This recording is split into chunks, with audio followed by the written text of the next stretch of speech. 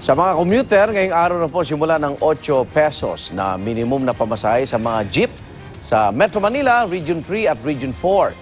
At sumamang pumasada sa Makati City, si Bon Aquino po. Bon!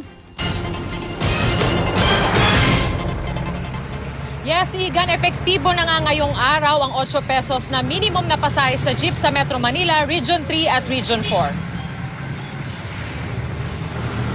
Dito sa terminal ng jeep sa Guadalupe, Makati City, hindi pa lahat nagpapatupad ng dagdag singil sa pasahe. Ang driver na si Roger Cais, hinihintay pa raw ang fare matrix na ibibigay sa kanila kaya't di pa siya makapagtaas ng singil. Hindi pa po kami nagtaas. Hindi pa po namin alam, wala pa po kami papel, ma'am. Yung taripa.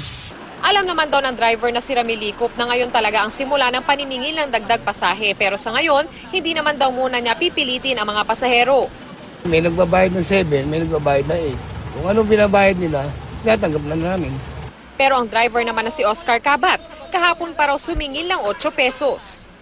Kasi sabi naman ng opisyalis namin po na sila naman nagsabi na tumaas na po ng piso. Yung Webes pa po kasi doon naman nakalagay po sa dyaryo. Hindi naman alam ng karamihan sa mga pasaherong aming nakausap na ngayon na ipatutupad ang dagdag singil sa pasahe. Gayunman, ayos lang daw sa kanila ang pagtataas. Sa totoo lang po, hindi ko po alam. Ngayon ko lang po nalaman. Alam natin may pangangailangan din po yung driver. So, bigayan lang po.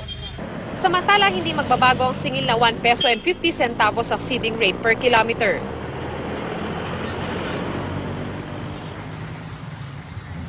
Iga, nakasakay tayo sa jeep dito sa Makati, At sa ngayon na hindi pa naman tayo siningil ng driver noong 8 pesos. Pero paalala ng LTFRB, kailangan nakapaskil yung tamang fare matrix dito sa loob ng jeep, For example, dito sa likod ng upuan ng driver, nakadalasan nilalagay yung tamang fare matrix. Ito ay para malaman ng mga pasahero at mabisuhan sila na may bago ng fare, may bago ng minimum na pasahe sa jeep. Igan? Maraming salamat, Bon Aquino.